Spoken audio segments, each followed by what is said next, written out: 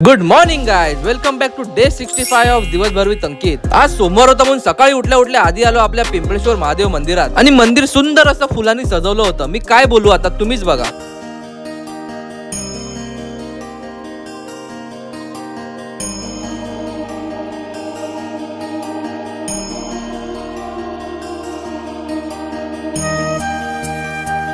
जर तुम्हाला मंदिराची सजावट आवडली असेल तर कमेंट मध्ये हर हर महादेव नक्की टाइप करा. महादेवचं दर्शन घेऊन मी आलो थोडीशी पेट पूजा करायला. सकाळी घरून निघताना फक्त चहा पियालो होतो म्हणून खूप जास्त भूक लागली होती, म्हणून माझा फेवरेट असा समोसा ऑर्डर केला आणि समोसा खाऊन डायरेक्ट आलो झुडिओ मध्ये. झुडिओ मध्ये आले होते जेव्हा हे मोठे मोठे मिरर दिसतात ना तेव्हा डायरेक्ट हात ऑटोमॅटिक जातो मोबाईल वरती. बाय द वे मी माझ्यासाठी शॉपिंग करायला नाही आलोय, मी आलोय आपल्या मॅडमची शॉपिंग करायला. आणि आपल्या मॅडम 10 मिनिटापासून मी बघतोय फक्त हे दोनच कुर्ते हातात घेऊन फक्त विचार करते की कोणता घेऊ. कमीत कमी 10 ते 15 मिनिटं झाले असतील पण मी ट्राय अजून एक पण नाही केलं. फायनली मॅडम गेला ट्राय करायला आणि मी बाहेर उभा राहून तिची वाट बघत होतो. शॉपिंग करून डायरेक्ट आलो घरी येऊन काहीच विचार न करता डायरेक्ट गेलो झोपायला, कारण खूप दमलो होतो. अर्ध्या तासानंतर रिअलाइज झालं की भाई आज मंडे, लिटरली डोळे उघडतच नव्हते आणि आपल्याला लॉग इन पण करायचंच होतं. लॉग इन केल्यानंतर डायरेक्ट कॉल चालू आणि बॅक टू बॅक कॉल्स आणि बाहेरून एवढा आवाज येत होता ना मॉमचा की काय विचारू नका. नंतर मला समजलं हा मॉमचा आवाज नाही, हा आहे करीनाचा आवाज. दोघी मस्त गप्पा मारत होत्या मोठमोठ्याने आणि तेवढ्यात आपल्याला घेऊन आली आपली बहीण चाय. असं वाटलं मी प्लेन मध्ये बसलो आणि एअर हॉस्टेस आपल्याला काहीतरी सर्व करते आणि भाई चहा पिऊन परत बॅक टू वर्क. मंडे म्हणजे कामाचा फुल ओव्हरडोस, काम संपायचं नावच नाही घेत. माहित नाही आपलं काम कधी संपेल. तुमचा पण मंडे असाच जात असेल तर मला कमेंट करून नक्कीच सांगा. तर असा होता आपला आजचा दिवस. लवकरच भेटू आपल्या पुढच्या ब्लॉग मध्ये. तोपर्यंत हसत राहा आणि दिवसभर विथ अंकित बघत राहा.